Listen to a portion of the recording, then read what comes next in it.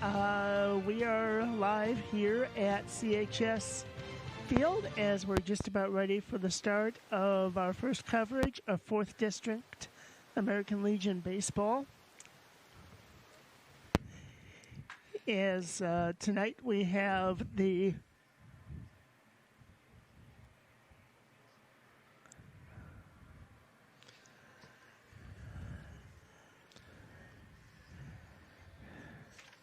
I'm not going to be able to get this done.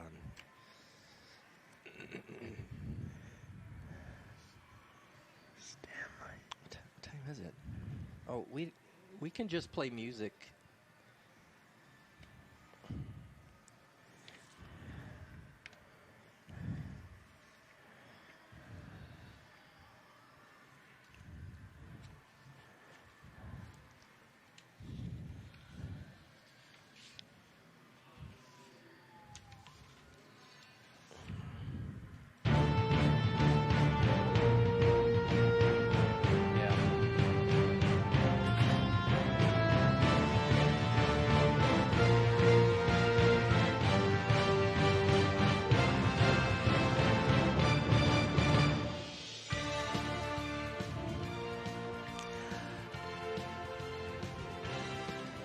Are we practicing, or is this for real?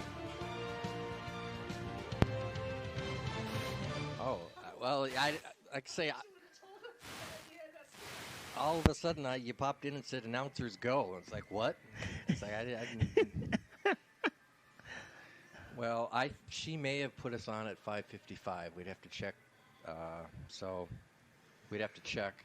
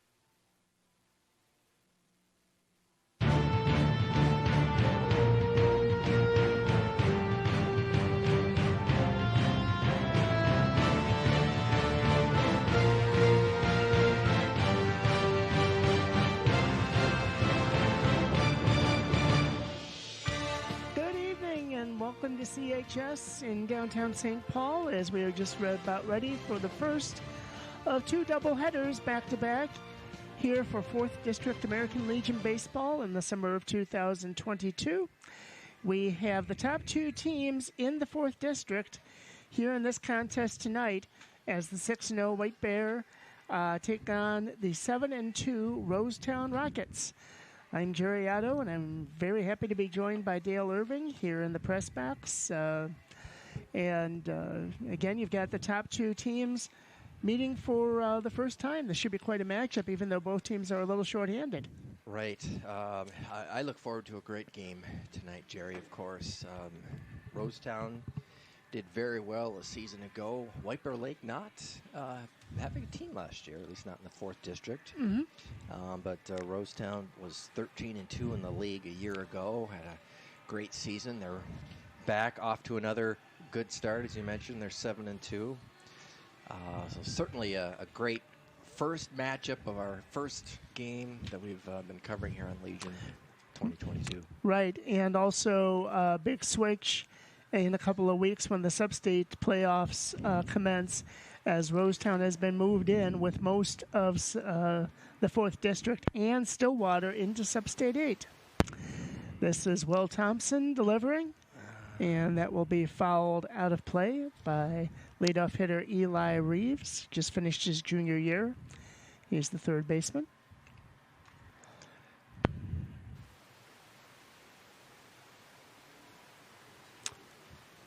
Second delivery, one hopper, and a nice play by Thompson, and he will make the throw over to Nelson for the first out here in the top of the first. All right. So do I hit tape for everything that So this will bring up junior Jack Sutherland, who hits this high into shallow right field, and coming in to make the play is Michael Kennedy for a quick out number 2, as Thompson is breezing here early. Well, certainly if you're Thompson, that's the type of start you want to get off to. A little overcast skies, maybe some precipitation later on in the night. Not probably for this game, maybe for game 2, but certainly want to just get these games in. Yeah, that one on the higher end of the strike zone. Good toss by Thompson. This now is Caden Johnson, the junior center fielder. That one a little too high.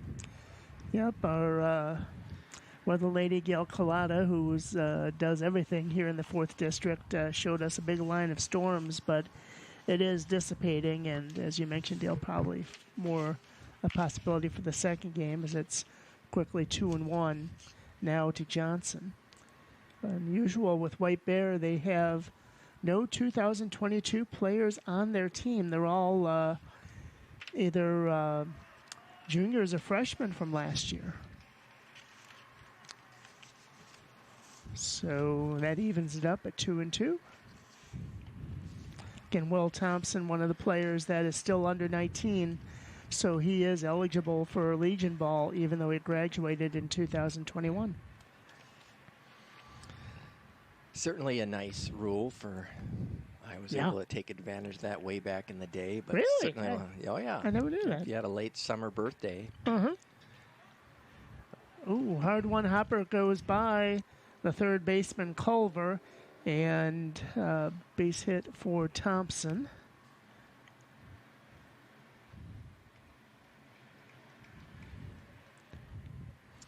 Yeah, back then I think, I don't know if it was August or if it was June 1st back in the day. Now I think they've pushed it all the way to January. So I think a lot more kids could be playing if they choose to.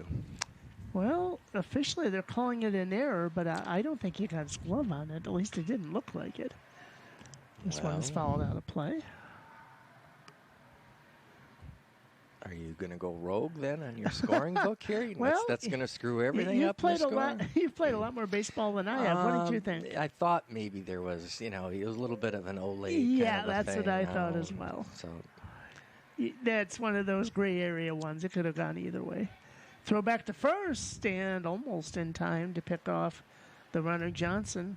Good throw by catcher Zach Goodwin, who, of course, has played for Roseville High School a couple seasons. They had a great regular season, 14-6.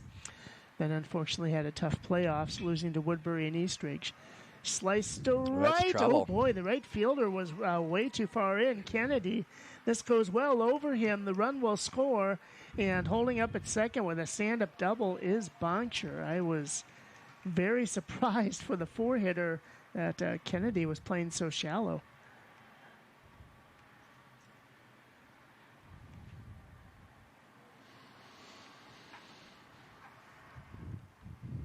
Yeah, we've got a little bit of a wind out there. I don't know that it's necessarily blowing out to right. He hit it well, for sure, and you're right. The whole outfield isn't playing that deep. Yep. Of course, the catcher and the pitcher can get a courtesy runner if the pitcher's hitting, and in this case, it'll be the lone bench man, Alex Doroff, for White Bear. This one popped up high into foul territory, but easily playable. Hit for Nelson, and he'll make the play. But the White Bear does get on the board as they get a run. I guess we should finally make it official. Gotta do the air. Sorry there, Jerry. That's fine. All right, we'll call it an error. So 1 run, 1 hit, 1 error. And let's see here. Well, it started off good for Thompson, but if you're White Bear Lake, hey, you're off to a good start. You put up a run there in the first inning. Get off to a good start here at CHS. Yep, 14 pitch inning for Thompson.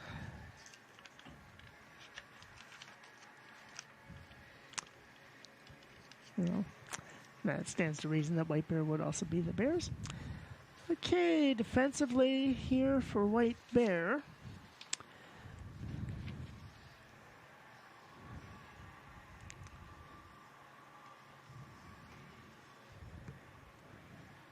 Again, we were thrown a bit by the switch in numbers, but that makes sense. Seafried has got to be at first base because they list him at 6'3", 245, and he's a big boy. So it's Seafried at first, Banning at second, Setterland at short, Reeves at third, McCready in left, Johnson in center field, and Stanley in right. And the battery, we have Tim Boncher catching and Matt Kaler on the mound. He just finished his junior year at White Bear. All the White Bear players are from White Bear High School. Roseville does have one player from Concordia, and that's Josh Kershoff, but I do not believe he's here today. So again, the fourth district season wrapping up. So the Bears will have some games to make up due to rainouts, including this game tonight. They still have half their district schedule to play. Rosetown only has 3.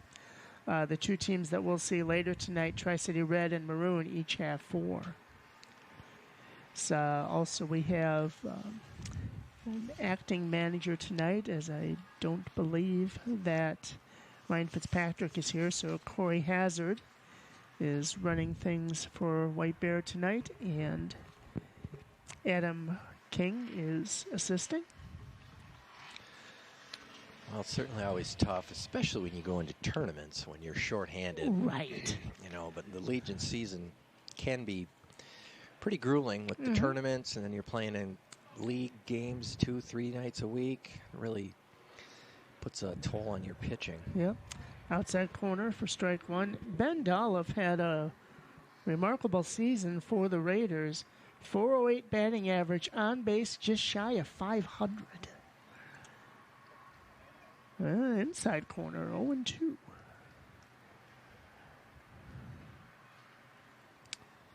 And his slugging was 658, so his OPS is kind of lights out. That one fouled out of play.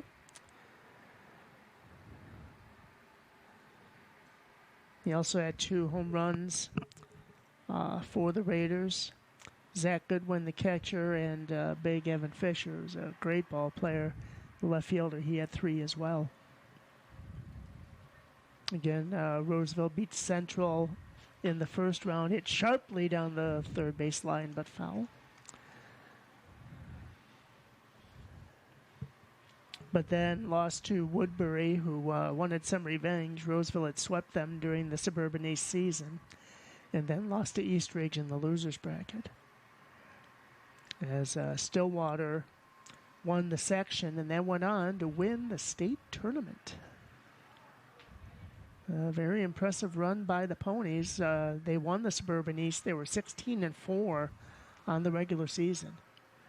As, of course, Stillwater, with well over 2,000 students at the high school, they have a lot of young athletes to choose from, Dale. Yeah, that definitely helps when you've got a big student body to develop athletes. Yep. Strong youth programs. Again, when Mike Veck and the Saints were able to, that is sliced into right center and will fall in front of the center fielder Johnson for a base hit, as Dolph will reach first base. Part of the deal with the city was that they would set aside a certain number of dates for Legion teams to play here and also amateur teams to play here as well. So this brings up the lefty, Evan Fisher, who just finished his junior year at Roseville. Runner going. This is hit sharply to right center field. This goes back, way back, and it's off the base of the fence. Now coming in, scoring easily, will be Ben Dolph. Boy, he has speed. He was running on the hit. And a great stand-up double for Fisher. Wow. Well, no doubt about it. He hit that well. A short hop to the wall. And just like that, Rosetown has tied this one up. Still threatening, nobody out, with Fisher standing on second. So again, this brings up the catcher, big Zach Goodwin. On the regular season, he hit just shy of 400, on base 500, and slugging again right around 600, which are great numbers. He slices this one into left center, and that's going to drop in front of the center fielder Johnson for another hit. 3 hits in a row for the Rosetown Rockets, as they are after a great start here in the bottom of the first. Yeah, some good base running out there by Fisher, unlike the Chicago White Sox recently against the Twins. But he knew it was kind of 50-50 out there, or wasn't quite sure if the center fielder was going to get it, so he had to kind of hold up before he saw it fall. And with nobody out, you're not taking chances now anyway. Right. Runner going, and he will easily get to second base, as I am... Boy, if that's Goodwin, I don't think there was a courtesy runner, so Goodwin, the catcher, steals second on his own. Signs of a good athlete when they keep that catcher in. Yes. Or you're really shorthanded. Wow. Right, center field gap again. This will roll to the fence, as again, a double looking for 3. He's going to go for third. Throw coming in is a little high. Throw in, he slides under the tag, and a triple for Justin Hansen, and it's 3-1. On that same spot that Fisher drove it, right in the gap. Beautiful hit. And wow, Rosetown right now taking it to the undefeated White Bear squad here. As you mentioned, 4 straight hits, single, double, single, triple. Again, Hansen, another player who graduated in 2021, and this is hit sharply to short. The run will score. Shortstop making the smart play, throw over, but it drags takes the first baseman off the bag, so an errant throw. I'm guessing that'll be an error, so it would have been a run batted in anyway, but an error on the throw by Setterland. And just like that, 4-0, still nobody out here in the bottom of the first.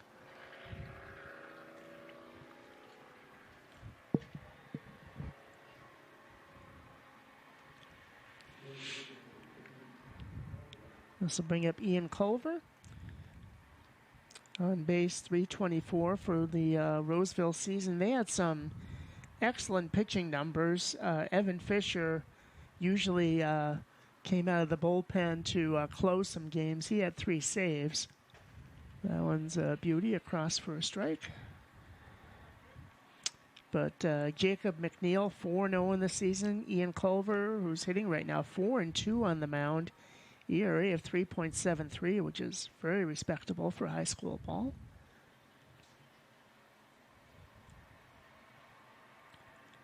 Thomas Nelson, he'll go to second. Oh boy, the throw really slices away, and he'll take third on the errant throw, so a stolen base and an error.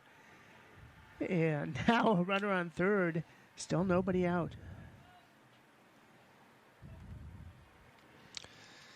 Yeah, never an easy play for a catcher, but that throw just sailed on him. Mm-hmm. Looked like he had a pretty decent jump as well.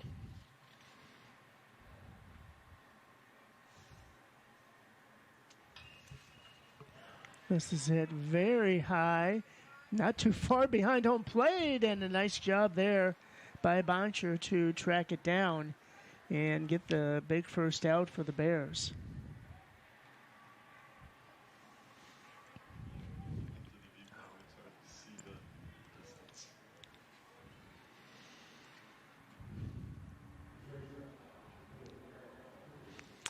Rosetown really free swinging. They've only taken a couple balls here in the first inning.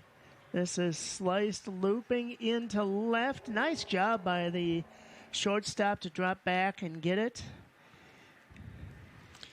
You're absolutely right, Jerry. That's definitely a shortstop's ball there, with the third baseman having to go straight back. Mm-hmm. Tough for him to read it. Shortstop's got the right angle.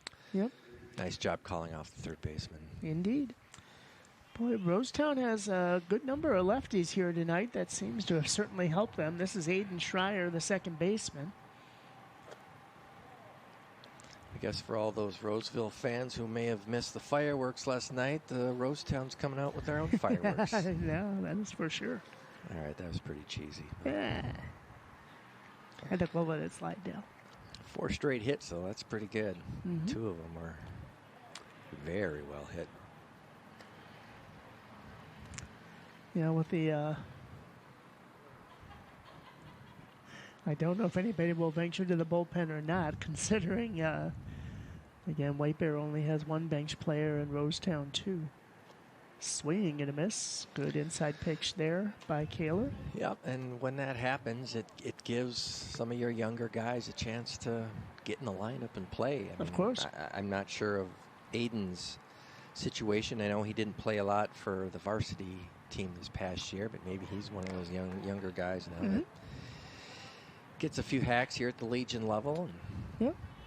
Yeah, you're right. He only played 3 games for the varsity team as he makes good contact and fouls that one straight back. Well, of course, the St. Paul Saints have been keeping their suitcases handy, as the Twins have needed more players than I can remember recently from AAA to help out across the Mississippi River. Right. Certainly has worked out now that they're so close to be able to shuttle guys up and down. And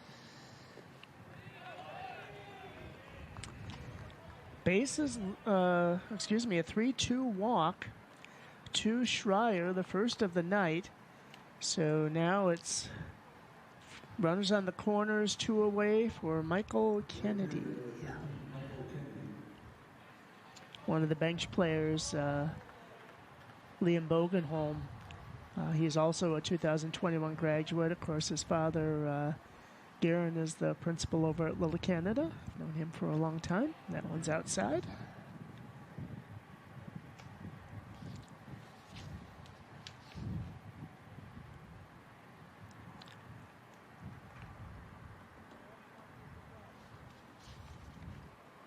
Sam's brother also was a very good baseball player in his own right. Outside, 2-0. You would imagine that Corey Hazard is going to leave Kaler out there for a while. Of course, you can always bring in a player from another position to pitch, but having only one bench player really limits your options. Nick Curtis, the head coach for the Rosetown Rockets, assisted by Tobin and Avery Nelson. Actually, Tobin's the team manager. Of course, Avery was a very good athlete as well. Tobin was a senior at Hamlin when I was a freshman. Runner going. He's going to score easily as, again, this is another gapper to right center that Rosetown is really taking advantage of. Smart move to hold up there at second. He would have been dead to rights, but boy, it is now 6-1 still in the first. Yep, they're liking that right field, right center gap tonight. Jerry with another double. 2 RBIs for the right fielder, Kennedy.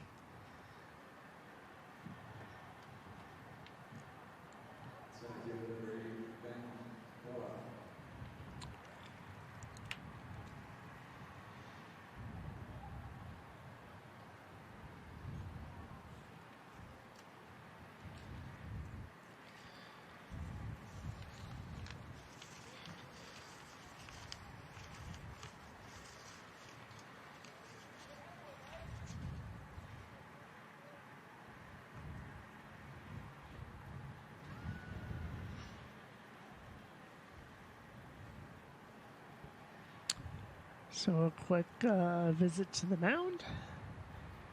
So this has been an exasperating inning here as that one goes over the head of Ben Dollop as Rosetown is quickly batted around the order.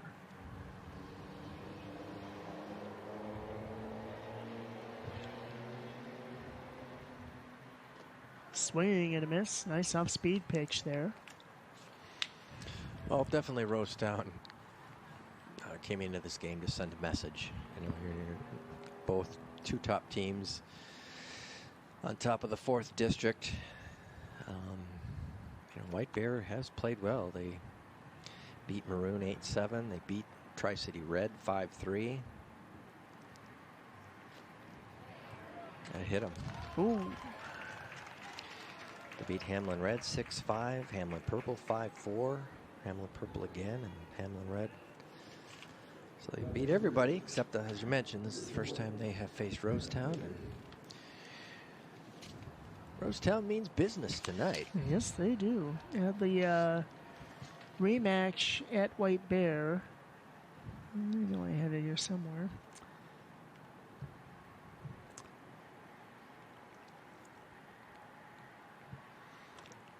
I went a little high and outside. Oh, here it is.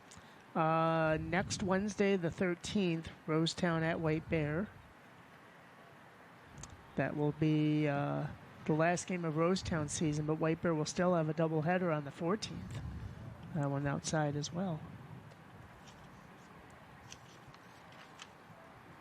Yeah, they actually have a true doubleheader against North St. Paul on Thursday the 14th.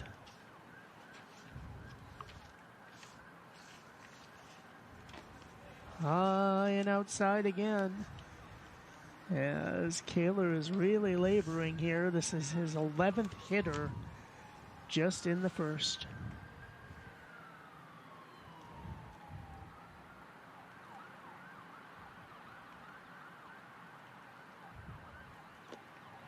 That one's across for a strike.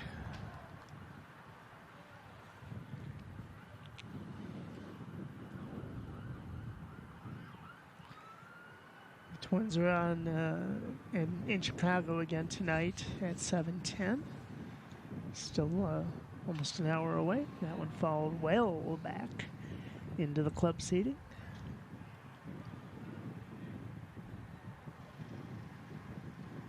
Yeah, this is one of those games where if anybody out there can throw some strikes, you might get in. As far as White Bear Lake, anybody who can. That was rather interesting last week when double steal, but it's not going to matter as drawing the walk is Fisher. I'm guessing both runners probably would have advanced on the steal attempt, but instead get there anyway. Base is full of Rockets, as again this brings up Zach Goodwin, the catcher. Had a base hit and scored a run earlier here this inning. Well, again, it's almost 6:30. A little low, good stop in the dirt there by Boncher. Goodwin, as you mentioned, single RBI or scored a run, stolen base, his first time up in this inning, but he really has a chance to bust this open already with a 5-run lead. Catcher setting up outside. It is outside, but also a little high. So 2-0. Yeah, that's a relatively new development, isn't it, Dale? Tim Domke in our truck was mentioning about the Evamit sliding pads that most major leaguers have been wearing for a while now. That one on the outside corner. And, of course, it's a trickle-down effect, of course. All the college and high school players want those when they can get them. Yeah, I'm not sure what to say about that. I guess if they feel it helps them not jam the fingers up when you're sliding head first, then so be it. That's maybe a generous strike there, but now it's 2-2 to Goodwin.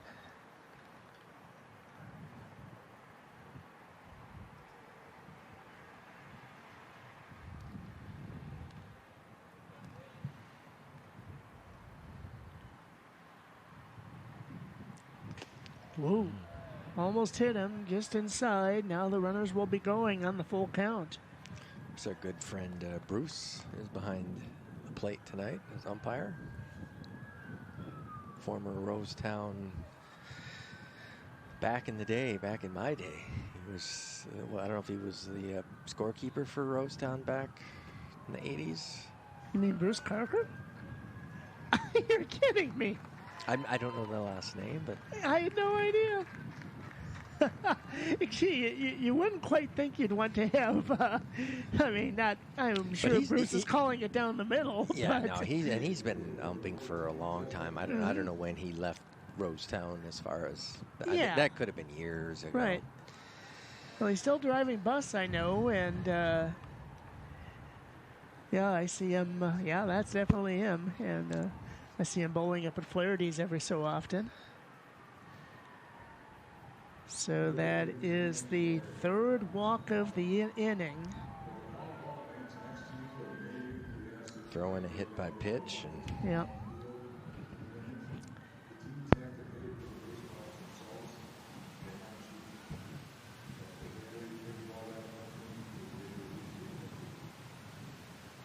Yeah, it's good to see Bruiser. When I was helping out Rosetown in 1989, of course he was with the legend Sam Rockwood and Mr. Heil and company. Yeah, we had a good team. Bert Sager, who unfortunately passed away, I believe it was last year. Craig Hansen. This hit sharply to the second baseman. It goes off of him, actually kind of through him. 2 more runs will score on the air. Again, Banning gave it a really good effort, but could not make the play. And now it is 9-1.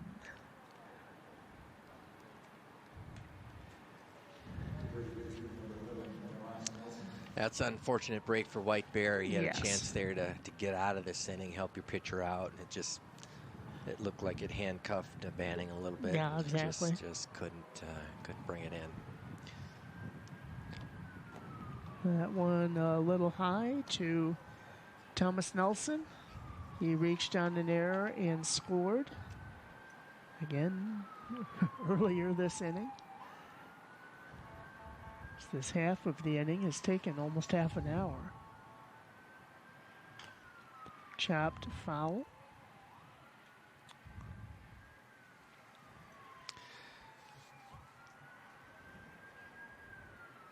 Well, it's tough, and that's what happens in these long innings is, you know, you have some hits, you throw in some few walks back to back, your defense gets a little bit lax, and then one's hit right at you, finally get out of the inning, and yeah, it just scoots by you, and it just all multiplies. And yeah, kind of a snowball effect. yeah.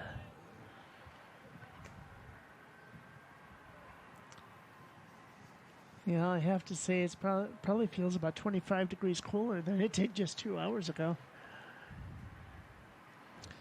Yeah, pretty humid early on in this day. High and inside, 3-1. Yeah, like Yogi Berra used to say, it's not the heat, it's the humility. Oh. You'll be here all night. Yeah. Well, I have to find his book. Again, I really didn't say everything I said. That's just wonderful. High and well out of play.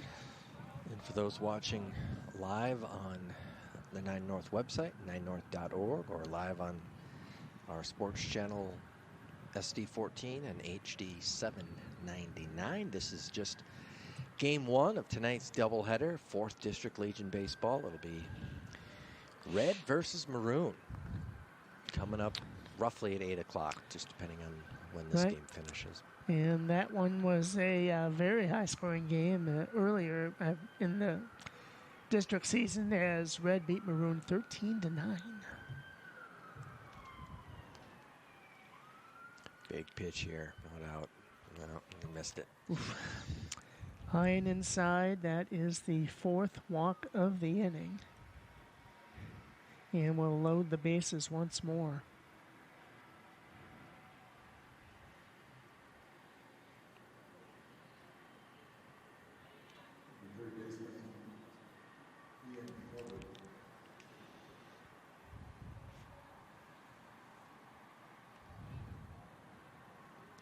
So this brings up Ian Culver. He actually made the first out of the game for the Rockets. Pop foul that Boncher made about 10 feet behind home plate.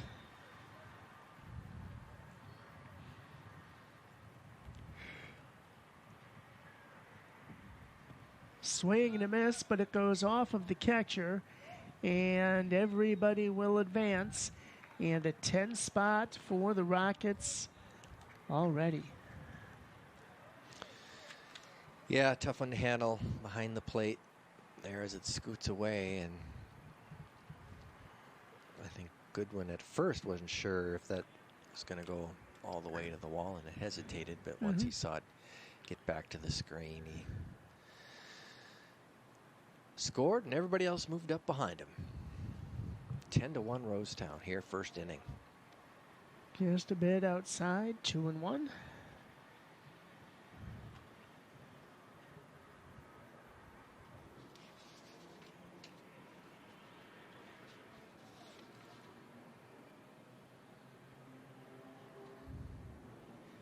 White Bear lists 17 players, so again, to only have 10 is tremendously shorthanded, as that's on the inside corner for another full count. Right. We're not sure exactly who they might all be missing, but certainly if it's some of your leaders, it just makes it tough to compete.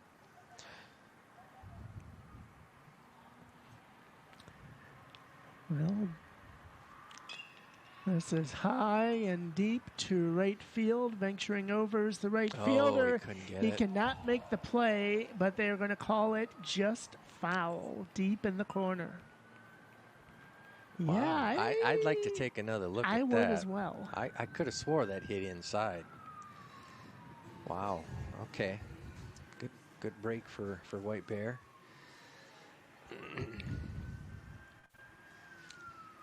Sure looked like it bounced inside the line. So even the runner had rounded first with his hands up. What are you talking about? Thought it was fair, too.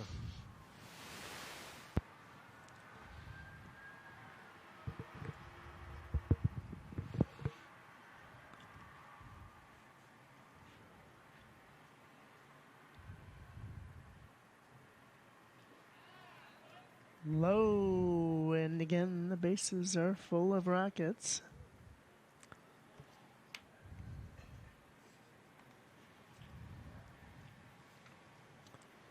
So let's take a... I just saw the replay on our website, and it sure looked like it bounced inside, but... Let's see here. What do we got going on here? Are they saying it wasn't ball 4? I was kind of wondering that because the runners weren't on the move when it was thought to be 3-2. So evidently the person running the scoreboard made a slight error. Right there.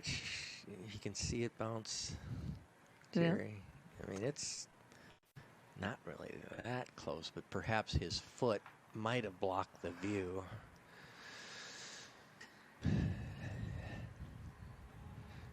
Nonetheless, let's try it again here. Well, that was a big correction as Figgins strikes out. Excuse me, Culver strikes out, but the damage has been done as 10, count them, 10 runs for Rosetown as they are up 10-1 here going into the top of the second. We'll take a break. This is 9 North Sports coverage of 4th District American Legion Baseball. We'll be back shortly.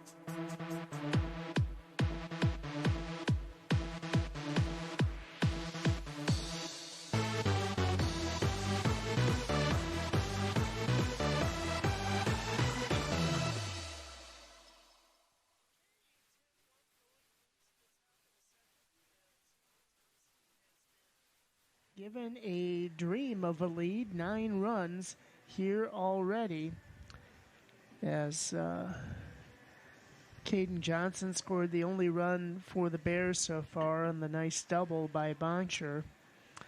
That will bring up Banning, Stanley, and Seafried here for the Bears.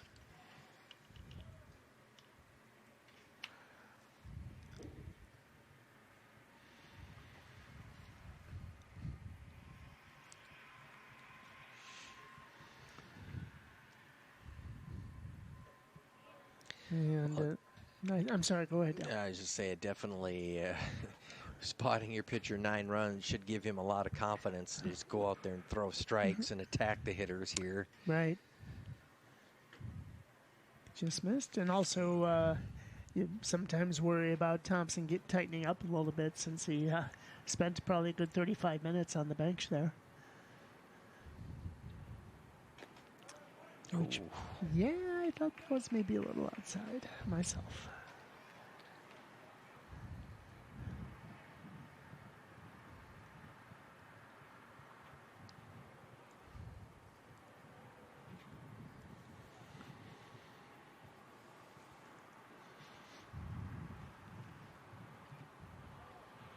I want a little low. And certainly the last thing you want to do is walk the first hitter with a 9-run lead after your team just puts up 10. Mm-hmm. down and towards the bottom of the order, go after them. That's what you'd have to. I have a nice St. Paul Saints hooded shirt I got from my good friend Don Bowman, and I kind of wish I had brought it right now. This is sliced foul down the right field line.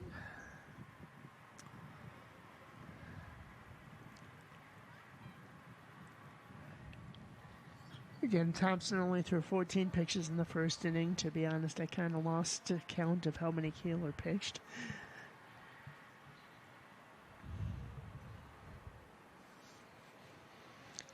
Yeah, his pitch count is definitely up there after just the one inning. We'll see. Looper right to the shortstop, Figgins, and he measures that one easily. For out number one.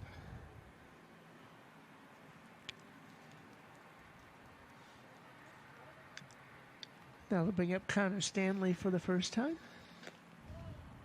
Good pitch there in the outside corner.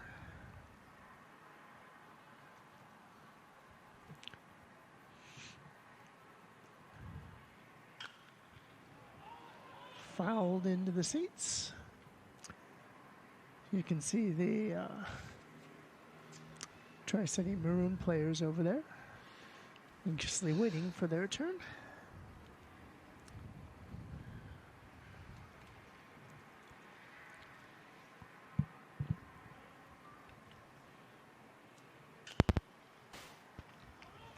That one will go foul again. Last couple hitters have just kind of reached out, poked that ball.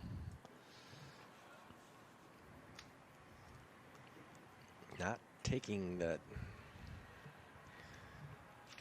very big hack, which again, I'm telling my pitcher, throw strikes, go after, make them hit it, make them plenty of support, plenty of runs. Don't let your defense get too lax. Get up in the count. There you go. Swing and a miss. Strike three. And the first strikeout of the night for Thompson. 2 away here in the second.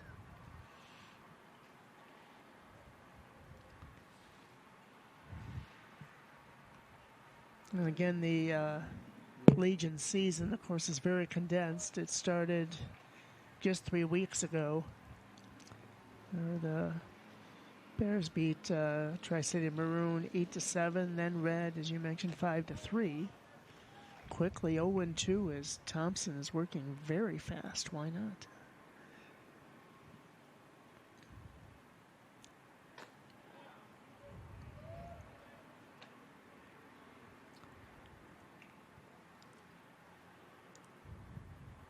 They had back-to-back rain delays, which is why they still have 5 games remaining after this one. That was on the 15th and the 20th.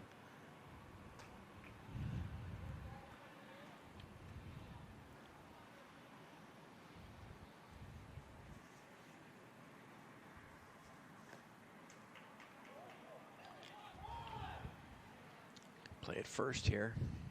Yeah.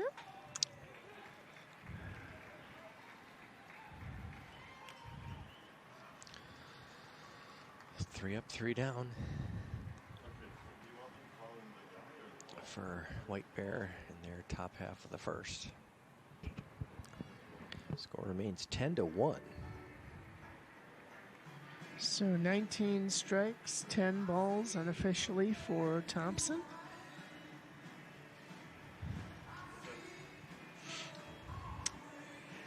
Boy, I tell you, Dale, it is amazing the technology difference from when we first started announcing together back in 1989, isn't it? Oh, without a doubt. I mean, it certainly starts with high definition. I mean, the camera clarity is so much better. Widescreen, graphics, just the way you can build and create. Of course, Wayne Powers and John Westerholt's experts at that. The package that they kind of collaborated on is just outstanding, and certainly makes my job a lot easier with 6-3 Productions. Going on your 40. No, we got to be getting close. Quite there, Dale. You're 30. Well, this was my 31st, well, I believe. not yours, but right. the program in general, I think. Yeah. Since 85, I think. So you're talking 37 years. Right, for Wayne, yep. Because I think he started either in 84 or 85.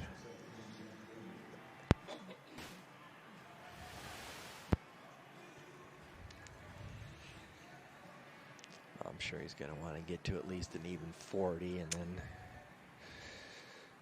who knows? Who knows how long he'll. Yeah. Now he's got all the new equipment and right. stuff over there at Roseville High School. He and Jeremy Barnesh did a great job of retooling his office, and then, as you mentioned, now the new studio at the high school.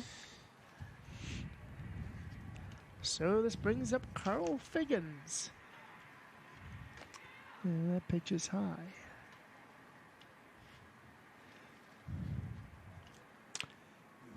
Wayne and his wife Tamley. I'm not sure if Justin or Nick are along, but they're up north with their RV camper, spending 10 days out of the Twin Cities. Certainly well deserved for Wayne.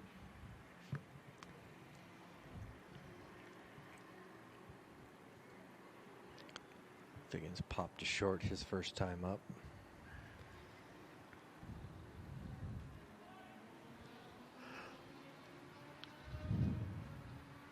Got a few at-bats with the high school team this past spring. Mm-hmm.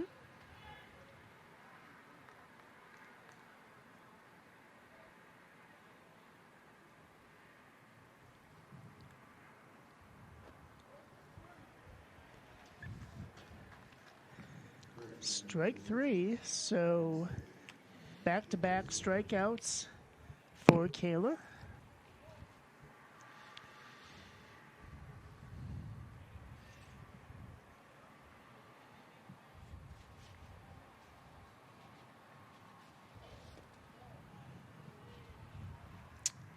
So the first offering misses to Schreier.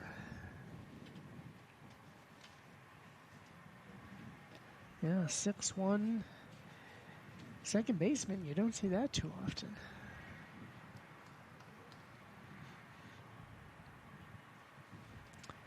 Rosetown is missing Sandra Lee, who played just about every game for the Roseville Raiders on the season, but Culver, Doloff, and Goodwin played every game from what I can tell. Also, they're missing Mark Olberding, who, of course, is a phenomenal shortstop and one of the team leaders in average here this past spring.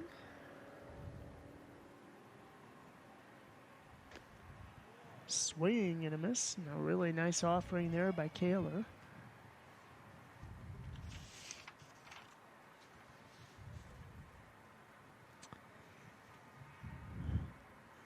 Kaler, good size for a pitcher at 6'1", 160. That was outside. And so, let me see here. It's either walk 5 or 6. 1, 2, 3, 4. I've got 5.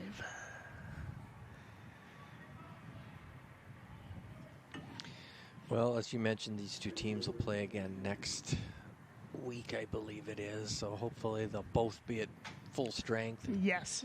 And yeah, can have that even matchup.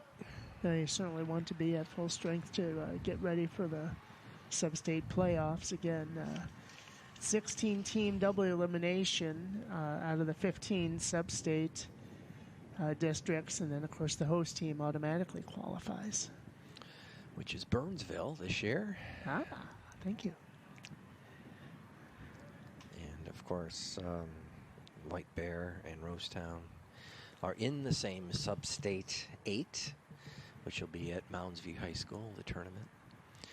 So, again, another reason you want to win these games. Get a better seed against your common opponents that are in the same district. Right. I think the 4th district will have Hamlin Purple, Rosetown, Tri-Red, Tri-Maroon, and White Bear all in the Sub-State 8. And then... oh boy, errant throw to first by the catcher, and so reaching on the error to second base is Schreier. 4th error of the evening for White Bear. Certainly it makes sense well, mostly geography-wise for Stillwater to be in with a lot of the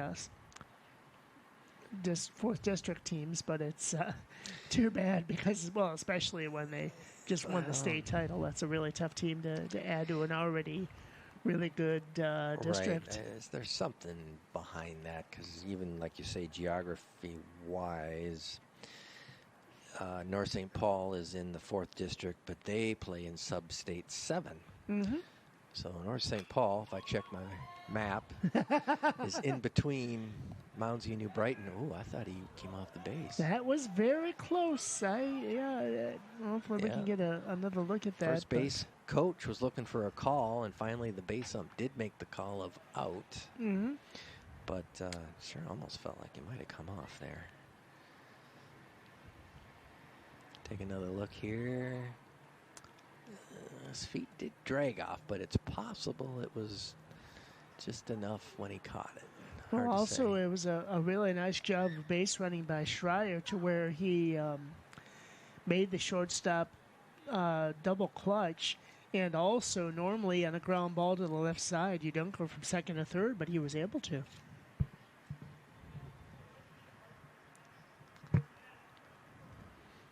So finishing my point, North St. Paul is in between Moundsview, New Brighton, and Stillwater. Yet you're putting, Yes. I know there's really? reasons to why they do all that. Plus you have Tri-City Blue, which is St. Anthony, which is right next to New Brighton, playing out in Sub-State 7. So it's whether they're trying to make some of these sub-states more competitive versus geography-wise, who knows? But there's out number 3.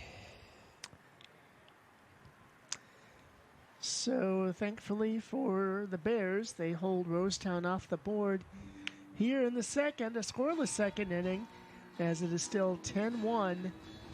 Rosetown after 2. We'll take a break. This is 9 North Sports coverage here at CHS Field.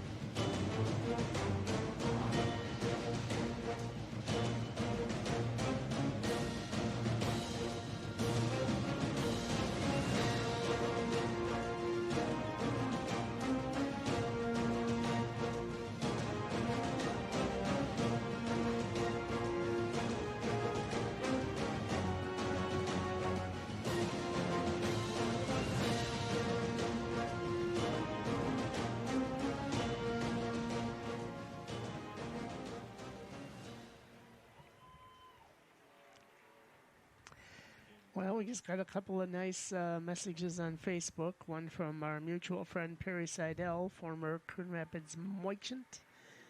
2 of my faves on the mic, and Wayne Powers said, go get him ye of infinite sports knowledge. Yeah, that's nice. That's what he calls me. Of course, I always tell him that there is a good friend of mine that knows a little bit more about sports than I do.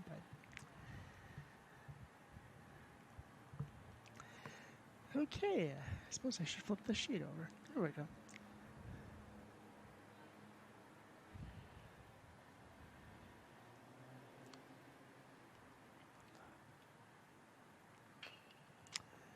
Slow roller right to the mound, and again, Reeves makes a 1-3 put out.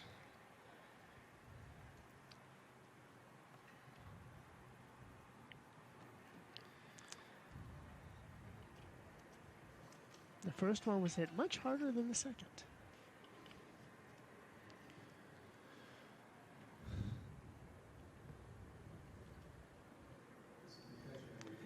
I almost think I think Dale might agree with me that White Bear might have skipped their 9-hitter. Because this is Jack Sutherland again hitting. And we both had the number 9 hitter, Ben McCready, was supposed to be batting, or so I thought. They did get a quick out. Oh, jeez, I missed it. And it was I'm sorry. What did McCready do? I want to say he grounded. Okay, out, that's good enough. But we have a few technical things we're working through up here, but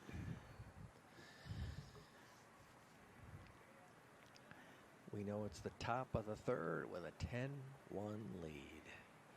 How many years did P-Dog play with the Moichens? Boy, I'm not sure. Okay. I can tell you the team existed from 87 to 94. Oh, wow. I sure always loved your caps. That was a really great logo. Dave Wilner, our center fielder, designed it. Mm-hmm. And just like that. An extremely quick 1-2-3 inning as Will Thompson has now set down 7 in a row. The lone hit of the game for the Bears coming by Tim Boncher.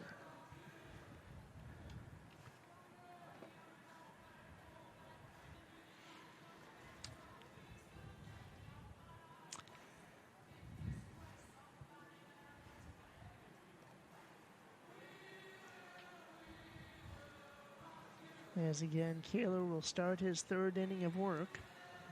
As again, unfortunately, for better or for worse, there you see the current totals. Again, just a beautiful setup here at CHS, certainly built for the future. Also one of the greenest minor league ballparks in the nation.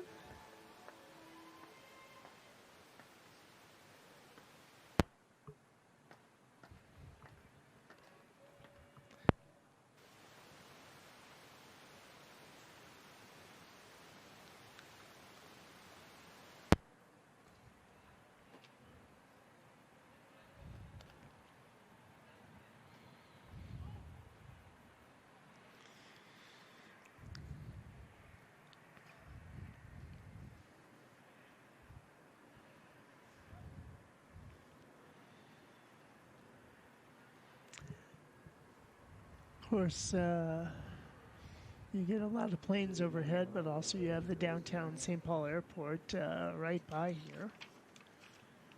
So there's a lot of air traffic.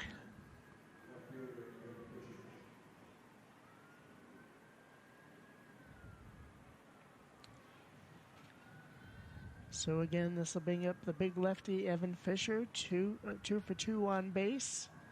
Fouls that one straight back. And again, he just finished his junior season at Roseville. 6'4", 182. Some of these lights are motion activated, so it gets a little distracting. The one next to us keeps on going on and off.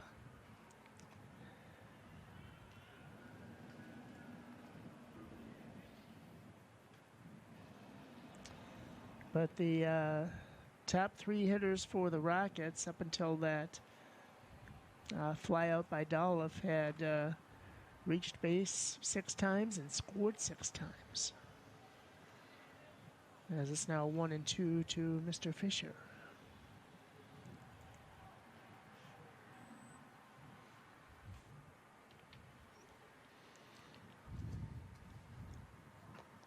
That one's a good bit outside. Fisher, of course, had the first big hit of that first inning for Rosetown with a short hop off the wall, double RBI, later scored a run, actually 2 runs in that first inning. Boy, nice play by the second baseman, but the throw is barely not in time according to the base umpire. So that'll be a infield hit for Fisher. Again, Banning had to range well to his right in order to field the ball. Made a good throw to first, but it was close to a tie. At least it looked like it.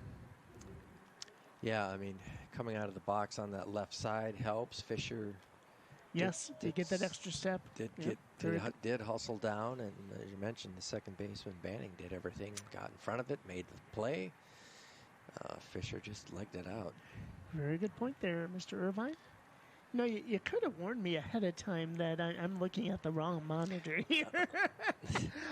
A lot of this is still new to me. Right. Yeah, here's your program here. This is a little bit of delay we can use for replays. Right. And then this is just Joe right here. Okay. Joe Bryan up here in the booth with us, doing some excellent camera work. Joe Bryan is way too tall. He said he reached his growth spurt just a little too late in high school to play basketball. He played soccer instead.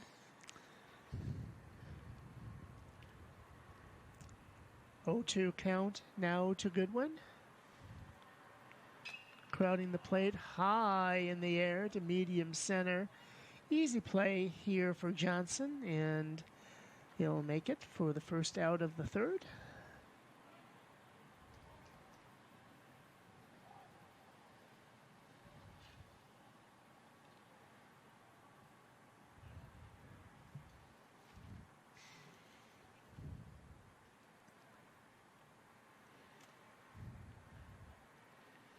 Well, Hansen had the other big hit in that first inning and first at bat with a triple, 2 RBIs. Yes.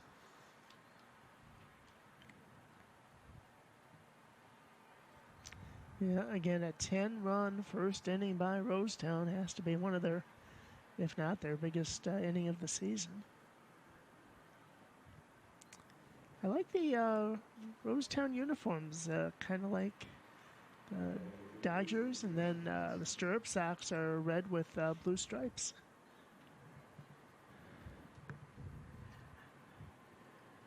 Of course, back in my day, all the players were numbered 1 through 20. Throw to second, not nearly in time. Yeah, he had a great jump. Yeah, he sure did. So Fisher with a stolen base. Didn't even slide. Came in standing up. Yeah. So I took number 21, which became one of my favorite numbers. With 00, since I've got 2 O's in my name.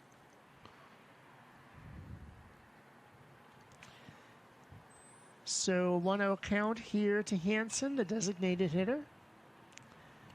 And ranging under it is the center fielder. Tagging from second is Fisher.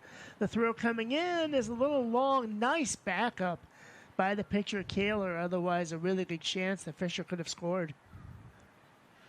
Yeah, no doubt. He was on the base looking for that ball as it got by the third baseman. He was ready to take off, but good fundamental play there by the pitcher, always backing up, third or home, and anything hit to the outfielder with runners in scoring position. Mm-hmm. Helping yourself out. Of course, I knew Perry Seidel for a long time through slow pitch softball. He was one of the better players in the state for quite some time. I should say one of the better hitters. He was a decent fielder, but always fun to have on your team. Always love seeing him at the Roseville Mountain View basketball matchups. This is clobbered to left field. Ranging back is Reeves. He has no idea where that is. Yeah, exactly. And it will be a ground rule double as that was crushed to left center, probably a good 330 feet or so.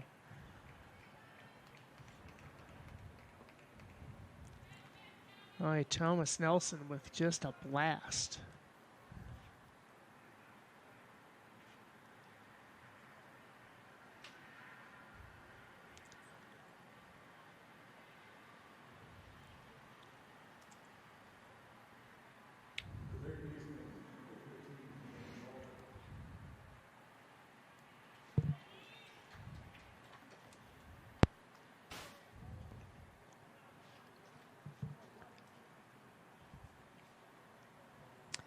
So this brings up Culver. He's one of two players looking for their first hit for the Rockets.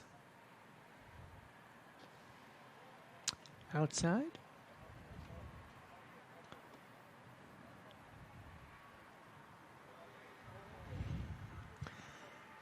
In my youth, I tried to keep track of more statistics during the game, but I kind of found it a little too difficult. Although football I've got down pretty well. Good pitch on the inside corner there by Kaler. Of course, every announcer has their own system, and you just kind of develop what works best for you. Yeah, certainly a lot to keep track of, both football and baseball for that matter. A lot of different things you could track. Fouled back to the screen. We don't have any of those fancy electronic board out there that tells us pitch count or, yeah. I did see the mile per hour come up every so often. I'm guessing they have an automated radar gun. Oh.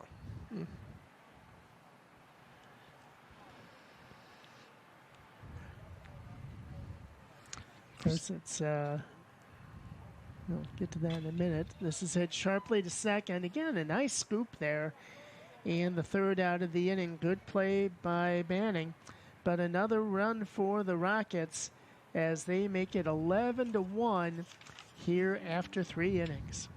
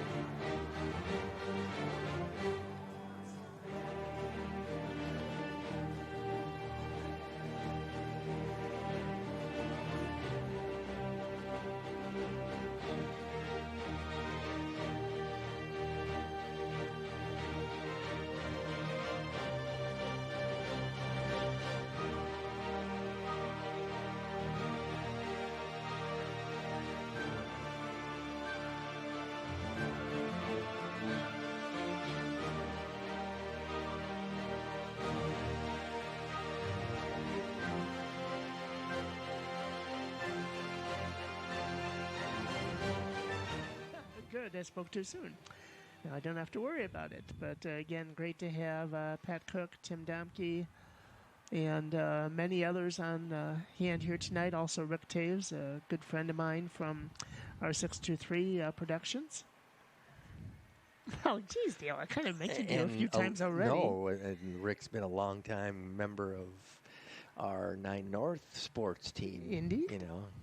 Well, there are a lot of people that do that, double dipping. Oh, nice what catch. A catch in center field as Dolph tracks it down and steals extra bases.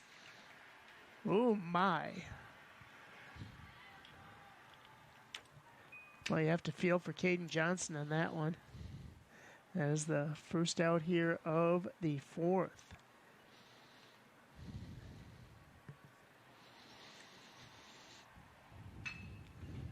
Nice backhanded play. Good play by the shortstop, ranging over right behind second base and makes the play. What a great job there by Figgins.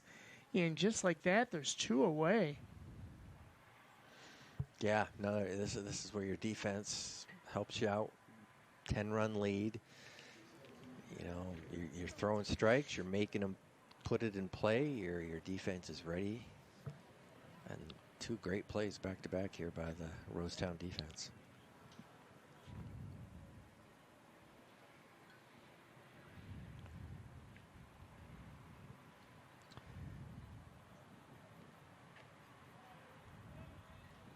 Quickly 0-2 now to Kaler, the pitcher, batting fifth here for the Bears. Going with a little bit of an unusual color scheme, powder blue and white, swing and a miss. Strike three, the second strikeout of the night for Will Thompson as he is cruising through four. Only one run and one hit given up by the 2021 graduate. A very nice inning there for Thompson. Really quick inning. That's what you want to do, especially with a big lead. Get your team back in. At this point, you're flirting with a 10-run rule game, so they want to come back, maybe put a couple up, got that insurance, hold them, and get out of here.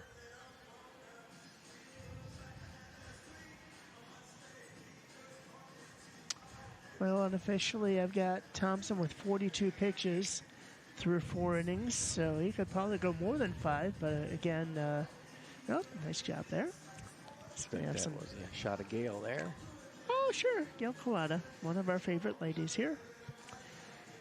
She was up at Fargo, of course, with Tri-City Red, and again, being very short-handed, they had a tough go of it, going 1-4. So they are now 10-9 total on the season. There's Tri-City Red in the stands. And there's their counterpart, Maroon. Actually, they're just one section over. Maroon, of course, made up mostly of Irondale, and Tri-City Red made up of Moundsview. That'll be our second game of this doubleheader for those watching live. Again, check us out, 9north.org. Live coverage of 4th District Legion Baseball will be live July 5th, as well as a doubleheader on July 6th. Mm-hmm. The July 6th games, I believe we have Rosetown. She's got a tiara. That's kind That's of her awesome. typical thing she likes to wear here. Sure. Well, she deserves it. Rosetown and North St. Paul on the 6th, July 6th telecast, and then Tri-City Red will take on Hamlin Red at the 8 o'clock game. Again, that's Wednesday, July 6th. And if you miss the live broadcast, of course, they'll all be available on demand at 9north.org. And I believe Gail also puts links on the 4th District Legion website Yes, she as does. well. So, I believe we have a new pitcher here, Jerry.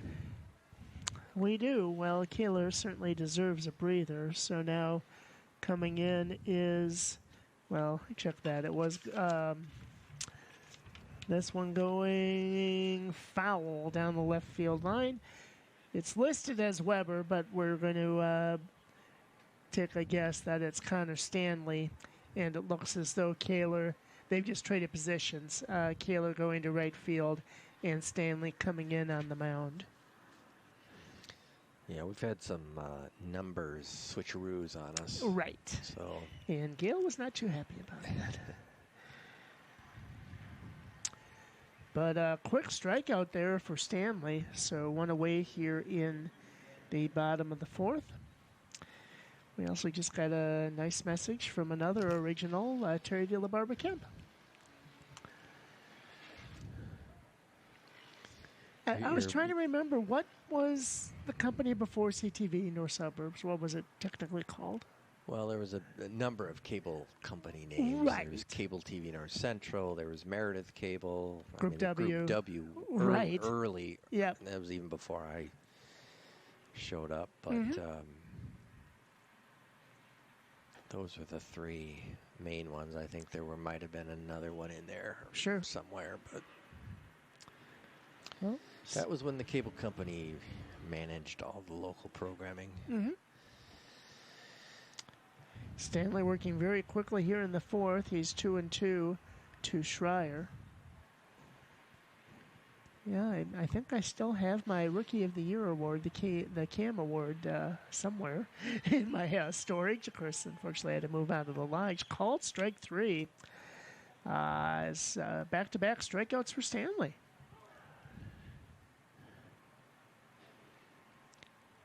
Doing a nice job coming in here and going right after these hitters.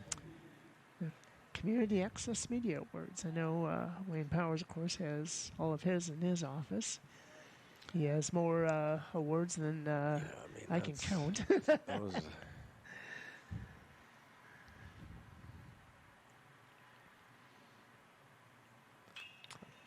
High in the air to shallow right center field. Ranging back is the second baseman, Banning, who's made some really nice plays here recently.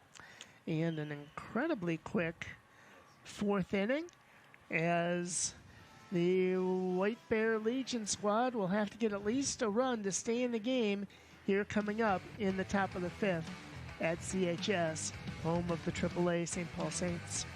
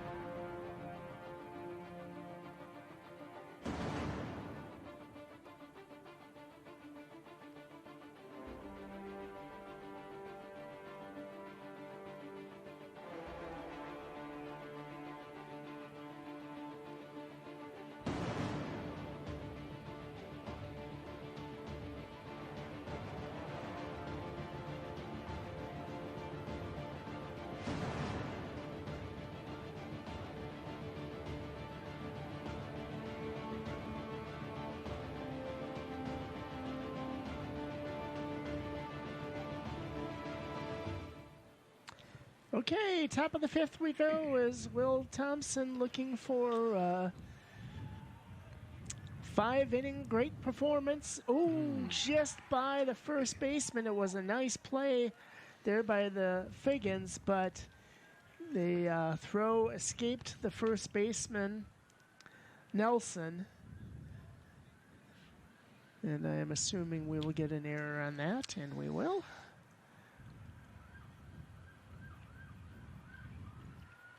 Well, White and Bear obviously down by 10 here in the top of the fifth. Need to put something across. Swing and a miss. A nice pitch by Thompson. Again, that's Connor Stanley, who came in relief in the fourth inning for the Bears.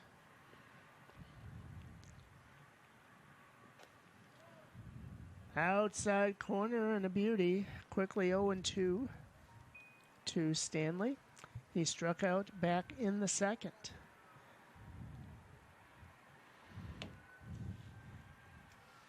If White Bear does not score, there's a chance they would only go 2 times through the order.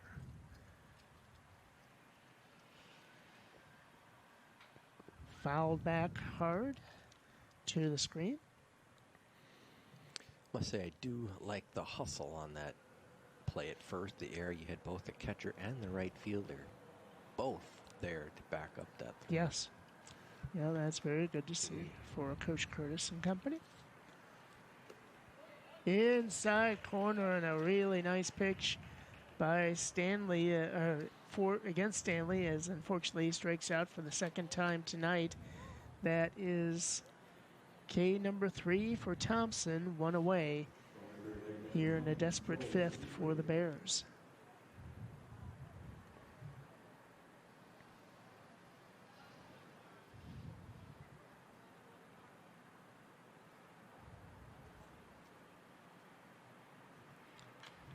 Fouled back.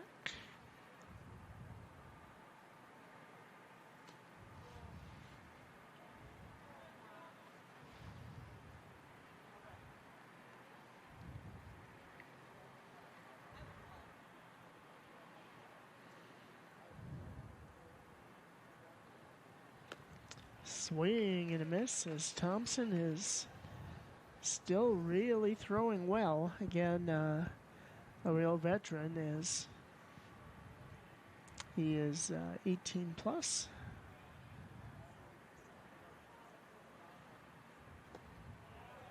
That one missed. Almost. Yeah, check swing by Seyfried, but he held up. Want to appeal and no swing. Well, for those that might have tuned in a little late, they missed all the fun, all the 11 of the 12 runs. Oh, this is hit well. Yeah, this is going to go over the left fielder and go to the fence, going to third, and the shortstop will wisely hold on to the ball as he cut it off in short left field. But now 2 runners in scoring position on a nice stand-up double by big Joel Seyfried. Just the second hit of the night for White Bear, but he hit that well. Again, outfield not playing tremendously deep, but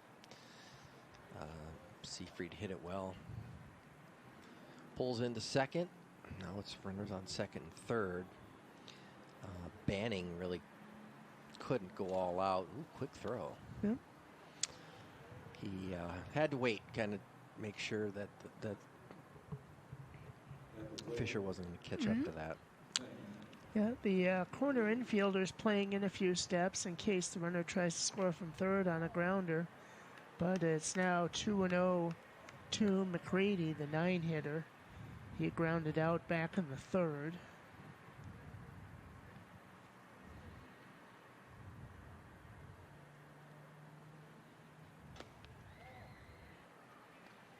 I don't know if maybe they're pitching around McCready to set up the double play. Yes, don't think Thompson has gone 3-0 on anybody.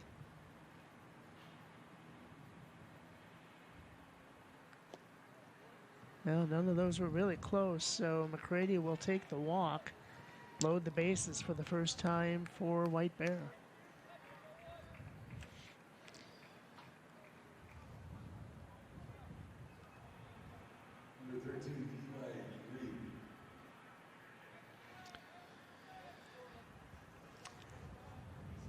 Figures it short, backing up to double play depth. One outside again. 5 balls in a row for Thompson. A little uncharacteristic, yes. Yeah, maybe that double shook him up a little bit. Another outside pitch. I was wondering if Coach Curtis might go out to the mound for a visit, but he's deciding against that. 10 runs in the first, 1 in the third for Rosetown, and of course the lone run for White Bear in the first, as that was fouled sharply back to the screen.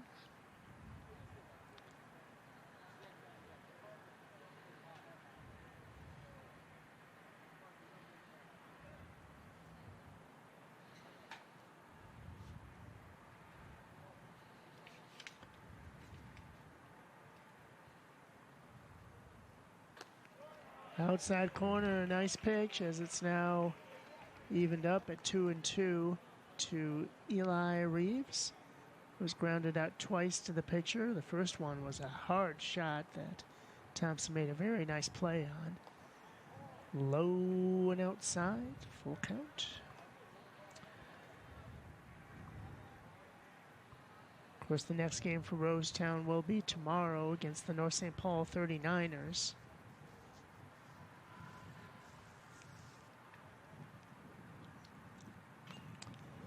Foul back. Nice job there by Reeves to get a piece of that and just keep fighting here. Mm-hmm.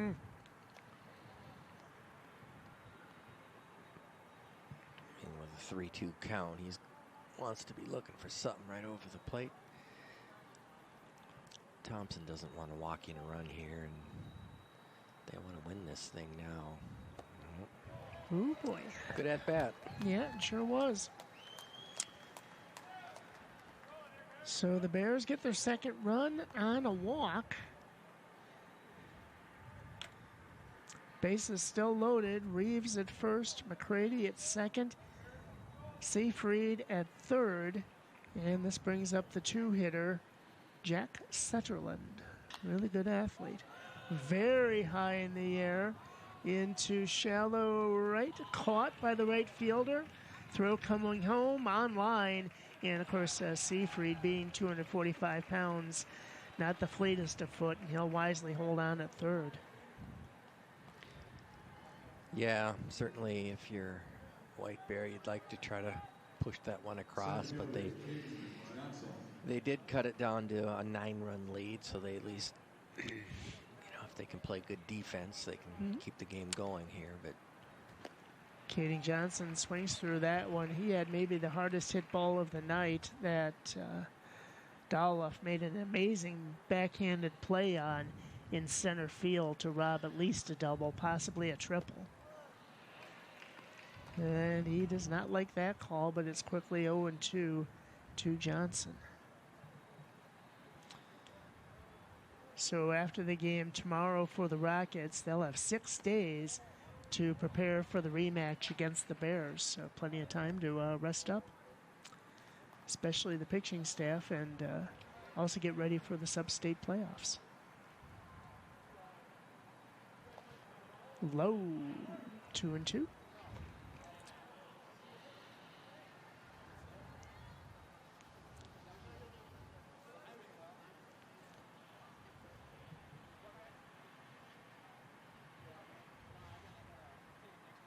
And here's the pitch, hit sharply up the middle. Nice play by Figgins. Throw to first is in time, just barely. And a big out as... that was close. Yeah, it sure was. They're going to say the throw beat him. And so it'll make it 1 run in White Bear, so they stay alive, but just barely. They're on life support as it's 11-2. We'll take another look. Just chopped up the middle. Good play by the shortstop. It's tough to tell on our screen, but it was bang, bang. You know, the third base coach was not happy. A few words, but... Yeah, of course, in the regular season, it's a 2-umpire system.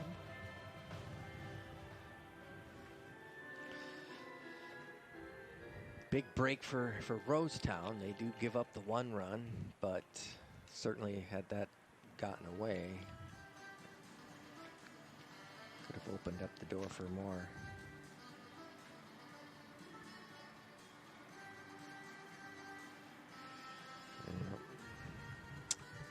Yep. Very close in that gray area, but the umpires...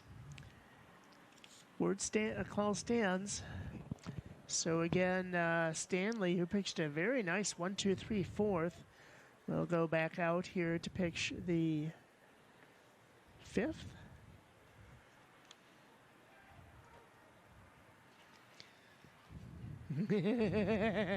Just need that super slow mo. Right. Sure looked like he was there. I had a foot down on the base. Yeah.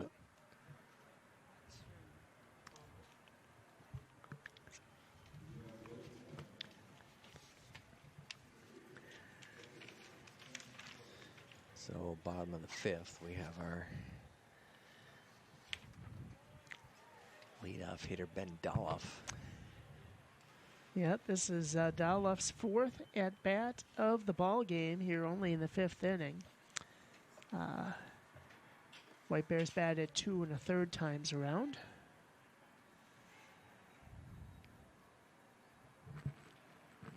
You know, again, Tri-City Red still shorthanded with only 12 players. I was hoping to get a look at Blake Guerin tonight, but looks like he is not suited up. Right. Well, I believe the tournament ended on the 2nd.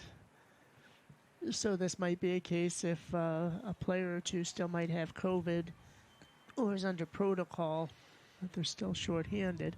Drawing the walk, leadoff walk, is Doloff, so he is the winning run on first base. Of course, very fast leadoff hitter.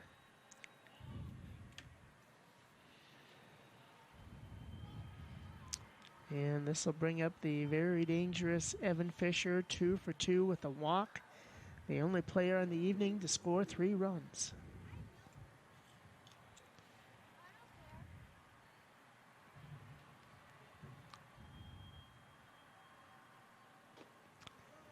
Nice pitch.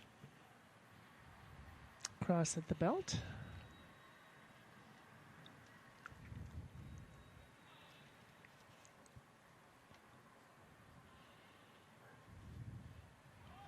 Runner going, throw is high, and the throw good backup by the second baseman on the throw to second as that hopped by the shortstop Setterland. But now the winning run on second, still nobody out.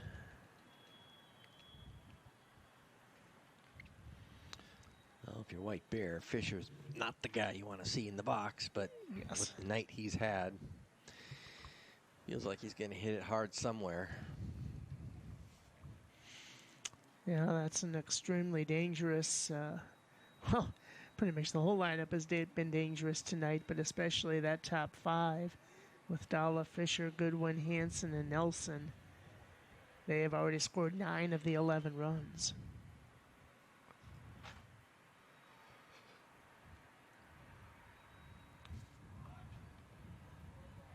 Back to the screen. Well, that's wonderful of Gail. We've got the lineups for both teams already.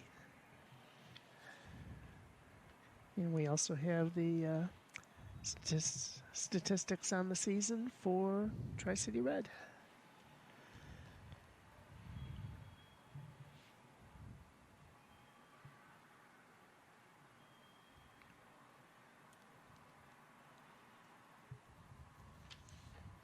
High and outside. 2-2 to Fisher.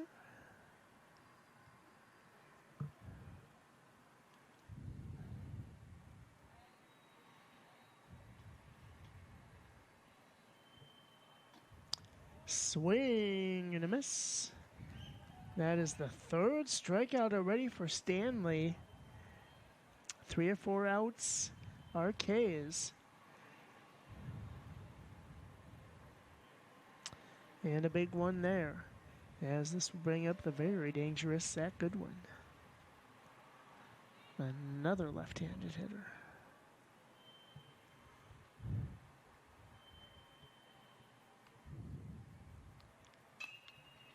Hit to left field, ranging in and making the play is Reeves, so now 2 away, as a Goodwin swinging at the first pitch.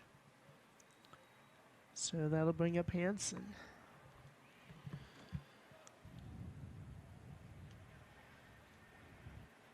As the outfielders playing a little bit deeper on Goodwin, and now, of course, the cleanup hitter, Justin Hansen, who hit the lone triple of the ball game tonight.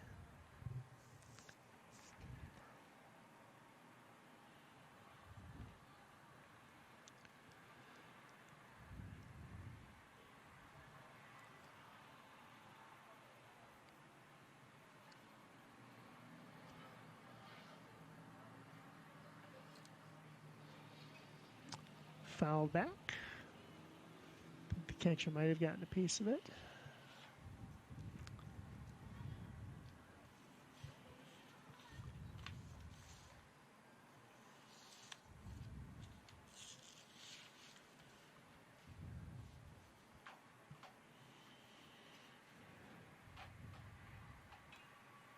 And another one fouled straight back.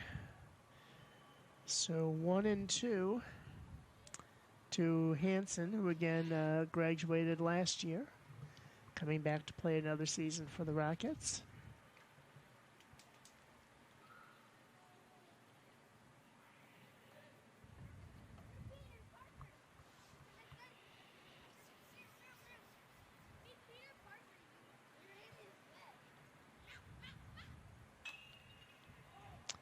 Foul.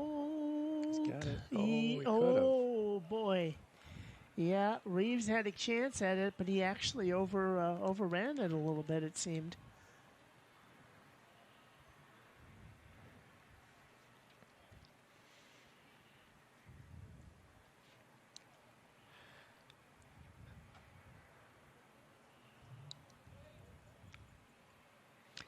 It's, of course, also a great park with a nice wide concourse if you want to take a walk and still watch the action. Can explore the space here. Yeah, nice ballpark for just intimate park. Certainly lots of fun for Saints games with all the different areas throughout the stadium. Indeed. High and inside, full count. So Dolph will be on the move.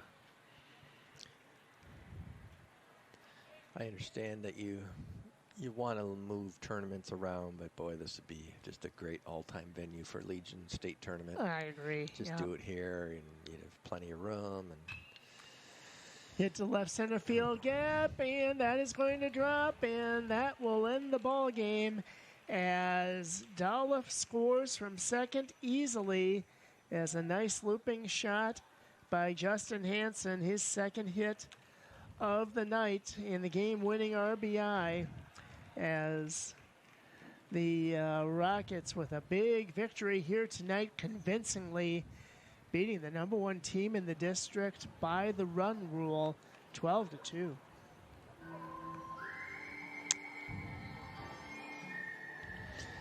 yeah, Jerry, it all happened, most of it all in that first inning. Rosetown came out bottom of the first, set the tone, although without White Bear late. You know, they put up a run in that first inning. But Rosetown stormed back and put up those 10 runs and just had command the whole night and the rest of the way. And as you mentioned, White Bear Lake just playing shorthanded. Yep. Certainly didn't have all their pitchers here tonight. And Rosetown comes up with a nice win. They'll take it and move on. Yeah, and again, White Bear unfortunately giving Rosetown a few extra chances with all the walks and then, of course, the 4 errors during the contest. So Rosetown moves to 8-2 on the Legion season. So they are kind of on par with what they did in 2021. White Bear suffers their first loss in district play. Dale, any final thoughts for this one? Well, I can say for this game, I think, like I say, Rosetown wanted to just come out, make a statement. White Bear Lake came in undefeated. They did what they had to do, did the damage in that first inning, and like I say, they'll see each other again next week, and probably a completely different story. Hopefully, both teams will have all their players back. And for Rosetown, they move on to face North St. Paul tomorrow night. Right. Well, Dale, as always, a pleasure to announce with you again. Pleasure's mine. Yeah, It's all mine. It's mutual. Mutual Admiration Society. Well, again, a big thanks to all of our crew, our extensive crew here from 9 North.